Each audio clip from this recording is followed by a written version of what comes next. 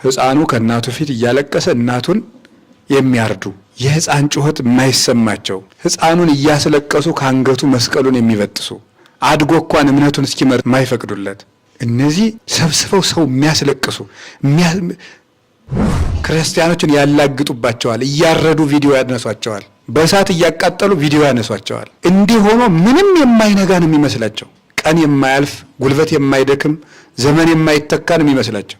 በጣም ነው የሚገርመው። ግን ወይትረሃዋ ሆሃት ለም ፍጥረት ወጣት ቢያልቅ ካህን ቢታረድ ቤተክርስቲያን ቢቃጠል ሰው ቢሞት እግዚአብሔር የተዘጋ ከፍቶ ቤተክርስቲያንን ያስቀጥላታል። ላረዳችሁ ሰዎች ግን ወዮላችሁ፣ እግዚአብሔር ዋጋ ይከፍላል። የሚቃወም ይቃወመኝ፣ የሚጠላ ይጥላኝ፣ ቤተክርስቲያንን የሚጨርሳት የውስጧ ዘረኝነት።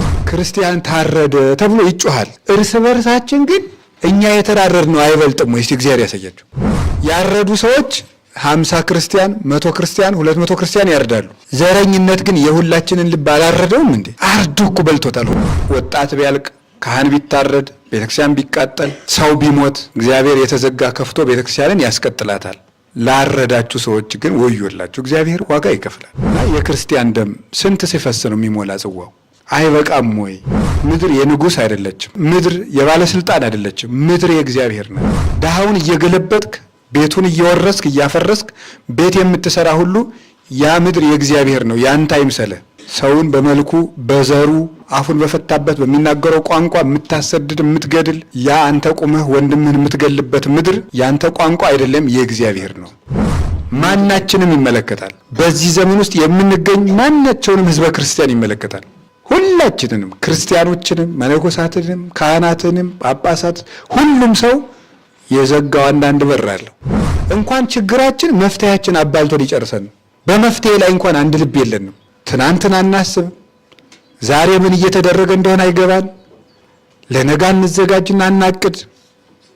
አይምሯችን በሙሉ ተዘግቷል። ቢያንስ እንኳን ቁማችሁ ካልገባችሁ እያለቃችሁ ይገባችሁ፣ እየሞታችሁ ይገባችሁ። ሰው ካራዊት የባሰ የሆነበት ዘመን የምናየው ይሄ ነው። ጅብ ጅብን አይበላም፣ ጅብ አህያን ነው የሚበላው። ሰው ግን ሰውን ይበላል። ዛሬ በደሙ ይታጠባል። የሰው ደም ነክሮ ጣቱን በዚያው እጁ እንጀራ ይጎርሳል። የተሾማችሁ በየሜዳው ያላችሁ የድሃ ጩኸት እንዳትሰሙ ጆሮአችሁን አትዝጉ። የሚጮህ ደም የሚጣራ ደም አለ። ማን ነው ደም አፍሶ ሰላም ይኖር? የሰው ደም አፍሶ በሰላም ይኖር የለም። እስከ ዛሬ ድረስ ቤተ ክርስቲያንን የገፋ ሰው እረፍት አግኝቶ አያውቅም። ጾመ ሐዋርያት ውስጥ 10 መዝሙር በቃላችሁ ብታጠኑ በጣም ጥሩ ነገር ነው። የቤት ስራ ልስጣችሁና 10 መዝሙር ቢያንስ ጾመ ሐዋርያት ሲያልቅ በቃላችሁ ብትይዙ በጣም ጥሩ ነው። ለምሳሌ መዝሙር 22ን፣ መዝሙር 24ን፣ መዝሙር 26ን፣ መዝሙር 50ን፣ መዝሙር 69ን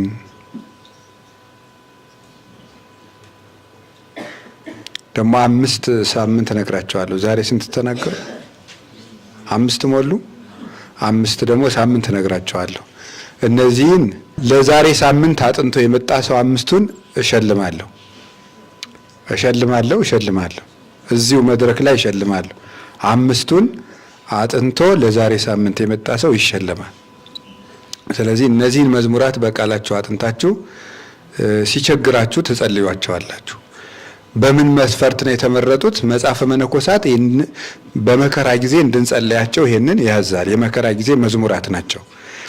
ብዙ አባቶቻችንም በመከራ በደረሰባቸው ጊዜ እነዚህን ይዘምሯቸው እንደሆነ በቃላቸው ችግር ሲገጥማቸው ይህን አውጥተው ይዘምሩ እንደነበር በመጽሐፍ በየገድሎቻቸው ተጽፏል። እነ ቅዱስ እንጦንስን የመሰሉ ሌሎችም። ስለዚህ እነዚህን አጥንታችሁ በቃላችሁ ትመጣላችሁ ማለት ነው። የዛሬ ሳምንት ትእዛዝ ነው። የሐኪም ትእዛዝ መዋጥ ነው የሚያድነው እንጂ ዝም ብሎ የክኒኑን ቁጥር እየሰሙ መምጣት አያድንም። የሚያድነው ክኒኑን መዋጥ ነው።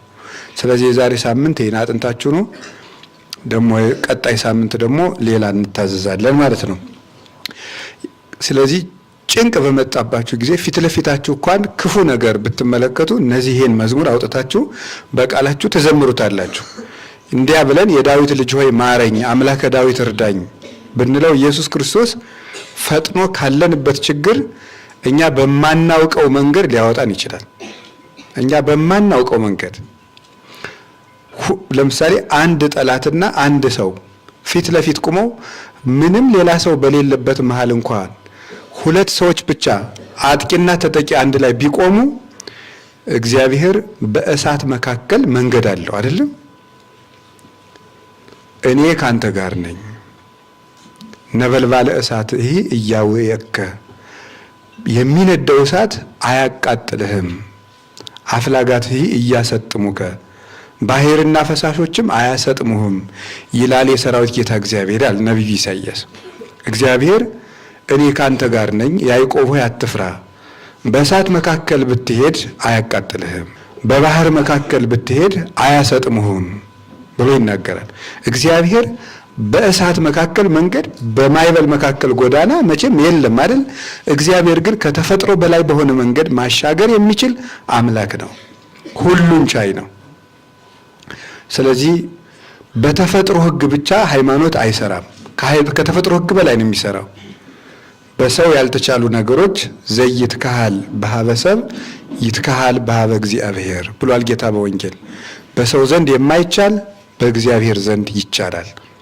እግዚአብሔር ሁሉን ቻይ ስለሆነ፣ ስለዚህ የቅዱስ ዳዊትን መዝሙር ደጋግመን እንዘምር።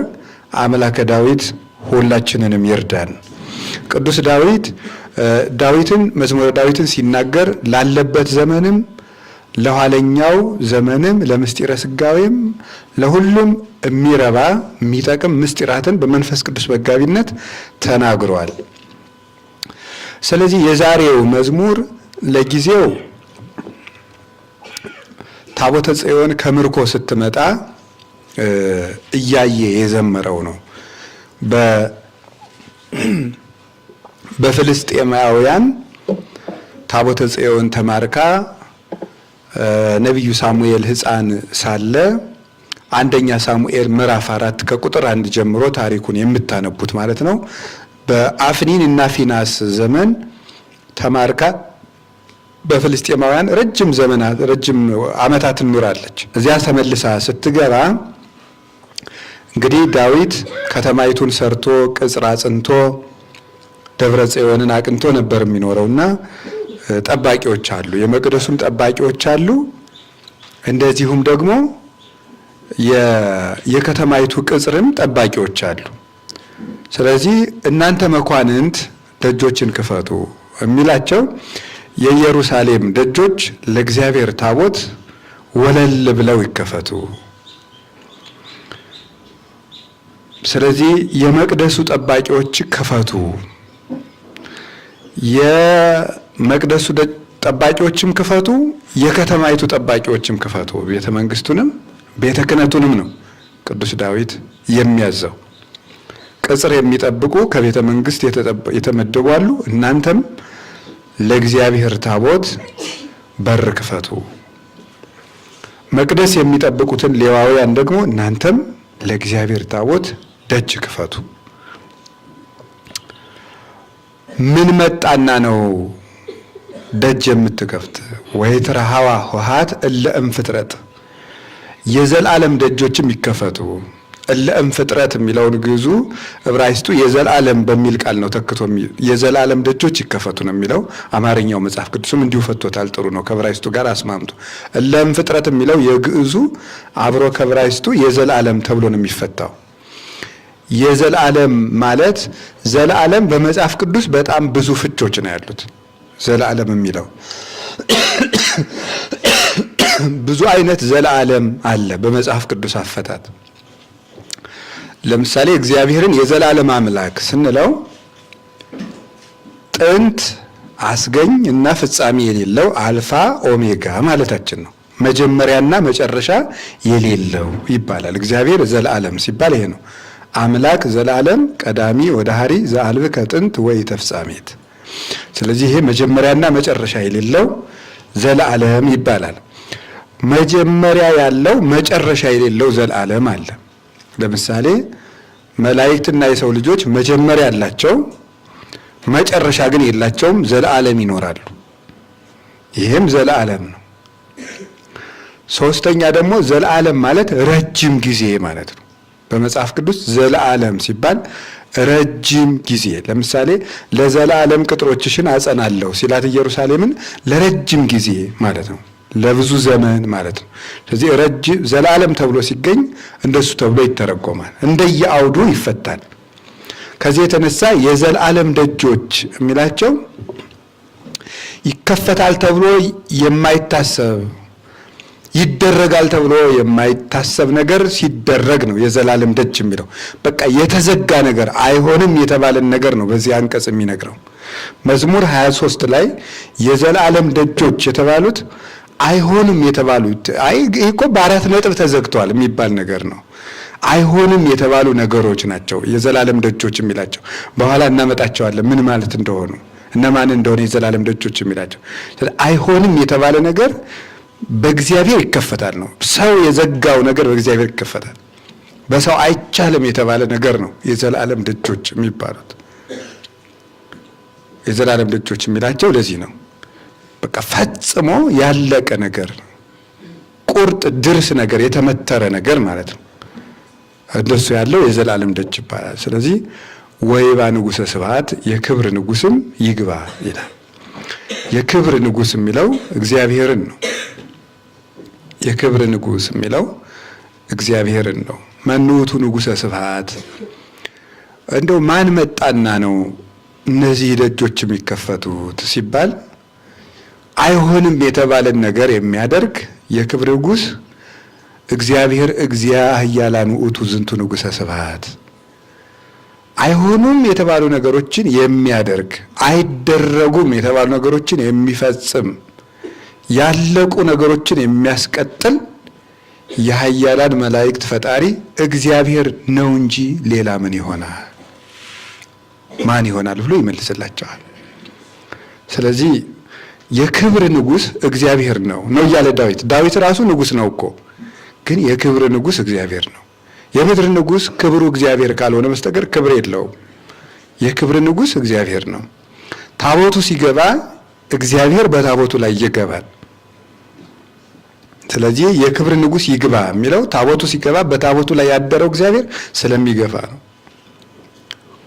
ለእግዚአብሔር ዙፋን በር ይከፈት፣ እግዚአብሔርም ገብቶ ይደር።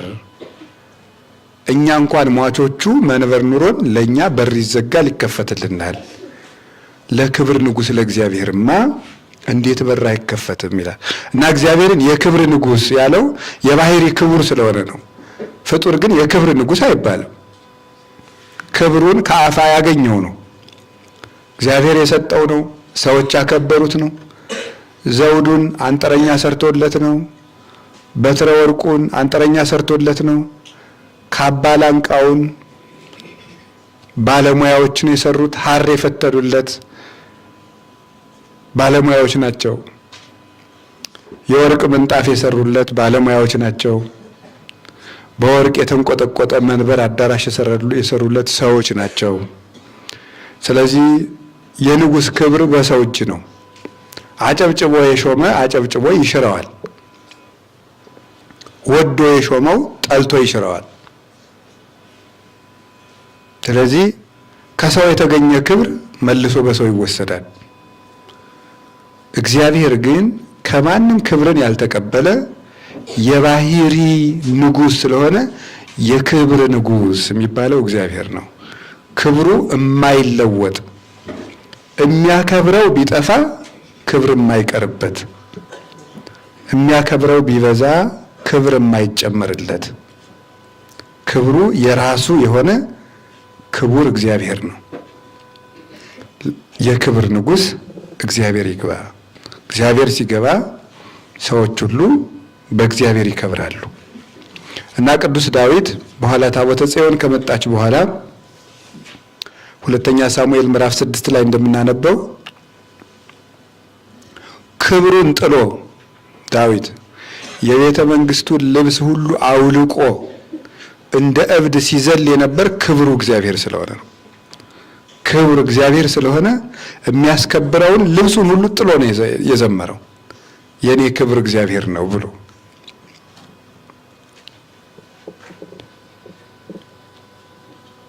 ስለዚህ መኳንንት ደጆችን ክፈቱ ያለው ታቦተ ጽዮን እንድትገባ የእግዚአብሔር የክብሩ ሕግ እንዲገባ ደጆችን ክፈቱ ማለቱ ነው። እግዚአብሔር ያከበረው ንዋያተ ቅድሳት ሲገባ የእግዚአብሔር በረከት ይገኛል። እንግዲህ አንደኛ ሳሙኤል ምዕራፍ 4 ላይ ቅድም በሰጠዋችሁ ምዕራፍ ታቦተ ጽዮን ስትወጣ ታቦተ ጽዮን ተማርካ ስትሄድ የኤሊ ምራቱ የልጁ ሚስት ልጅ ወልዳ ነበረ። ያንን ልጅ ምንድን ነበር ያለችው? ስሙን ዊቦርኮ ኢቦት ነው ያለችው። ይሄ ወደ አማርኛ ሲተረጎም ክብር ከእስራኤል ለቀቀ ማለት ነው። ክብር ከእስራኤል ለቀቀ ማለት ነው። ምክንያቱም ታቦተ ጽዮን የእስራኤል ክብራቸው ናት። በታቦቱ ላይ እግዚአብሔር ስላለ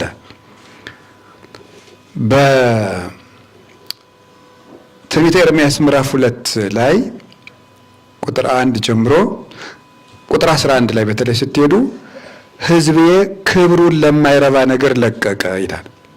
ለወጠ። ሕዝቤ ክብሩን ለማይረባ ነገር ለወጠ ይላል። ስለዚህ ሕዝቤ የሚላቸው እስራኤልን ነው። የእስራኤል ክብር ደግሞ ማን ነው? እግዚአብሔር ነው። ክብሩን ለማይረባ ነገር ለወጠ ያለው እኔን ማለቱ ነበር እግዚአብሔር።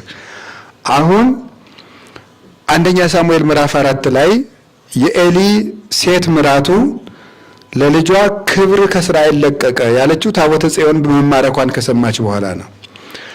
ክብር ያለችው እግዚአብሔርን ነው። በታቦቱ ላይ እግዚአብሔር ስላለ ነው።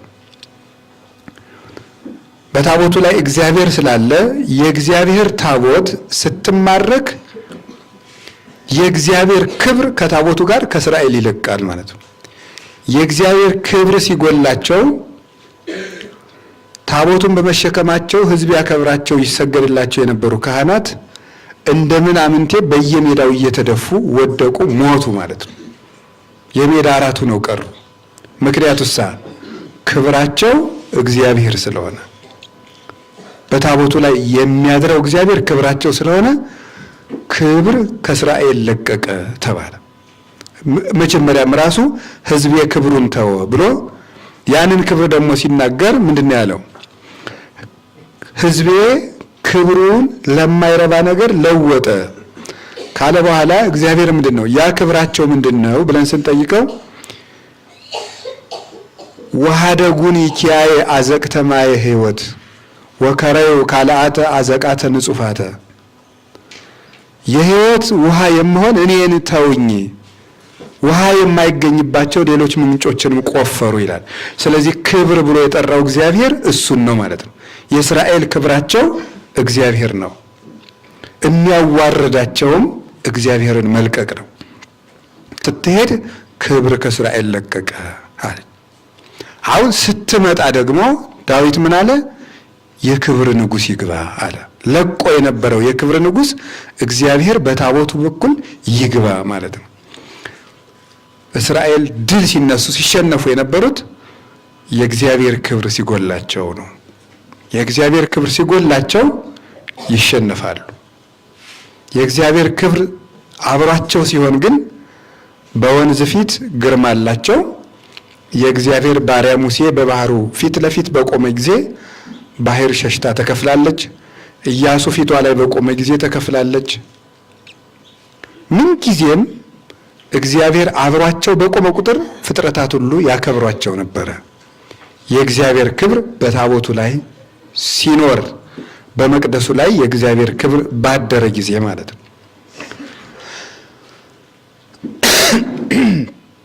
በእኛም በዘመናችን የእግዚአብሔር ክብር በእኛ ላይ አድሮ ሲኖር በየትም ቦታ እንከበራለን።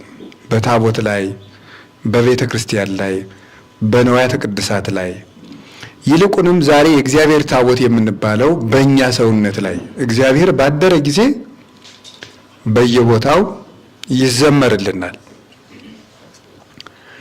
የእግዚአብሔር ክብር ከኛ በሸሸ ጊዜ ግን በየቦታው እንደምናምንቴ እንጣላለን። እግዚአብሔር ይንቀናል ማለት ነው። መቼም ሰው ከትልቅ ቦታው የሚያስቀምጠው ትልቁን ዕቃውን ነው። ያልሆነ ቦታ ላይ እንደው ዝም ብሎ በሆነ ነገር ላይ የሚያኖረው ደግሞ መናኛ የሆነ ዕቃውን ነው። ለክቡር ዕቃ ክቡር ቦታ ይዘጋጅለታል። ሰው እግዚአብሔር በላዩ ላይ ሆኖ ሲከብር፣ ሰውነቱ ሲከብር፣ ልቡ ሲከብር፣ አእምሮ ሲከብር ስጋው ይከብራል። እግዚአብሔር ነፍሱን ስጋውን ያከበረው ሰው ደግሞ ሞቶ እንኳን እግዚአብሔር ላጥንቱ ሳይቀር ክብር ይሰጠዋል። ሞቶ ላጥንቱ ሳይቀር ክብር ይሰጠዋል። የክብር ንጉሥ እግዚአብሔር ያደረበት ሰው አጥንቱ እንኳን ይከበራል። እግዚአብሔር የአቅብ ኩሎ አዕጽምቲሆሙ ወኢይትቀጠቀጥ አሐዱ እሙስቴቶሙ ይላል ቅዱስ ዳዊት። እግዚአብሔር አጥንታቸውን ሳይቀር ይጠብቃል፣ ከአጥንታቸው አንዱስ እንኳ አይጠፋም ይላል።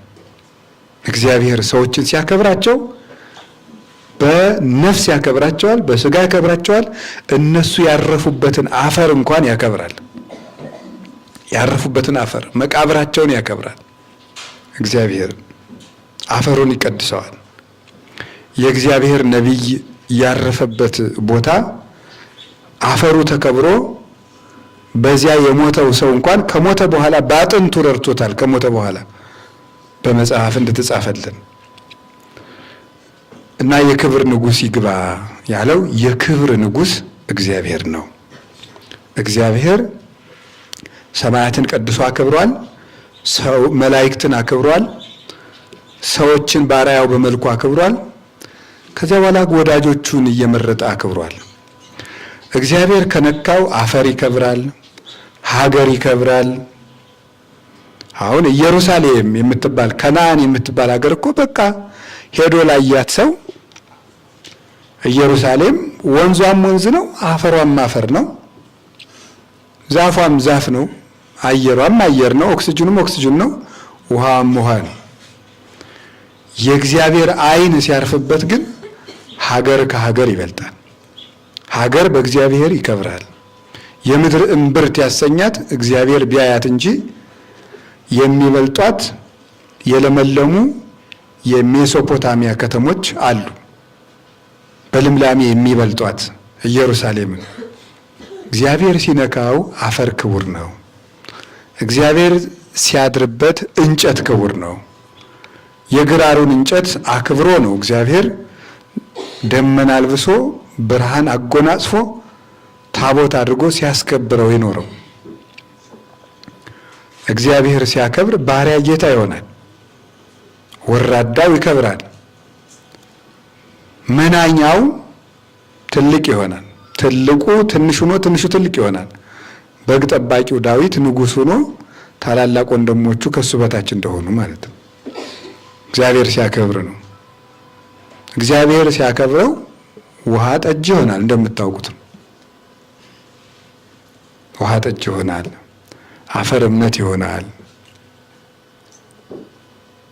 እግዚአብሔር ሲያከብር ድንግል ማርያም የሰው ልጅ ናት፣ ግን የእግዚአብሔር እናት ናት። እግዚአብሔር ሲያከብር ሁሉ ይከብራል። ክብረ እግዚአብሔር የሀብ ነውረ እንዳለ ሰሎሞን በመጽሐፉ የእግዚአብሔር ክብር ነውርን ሁሉ ይሰውራል።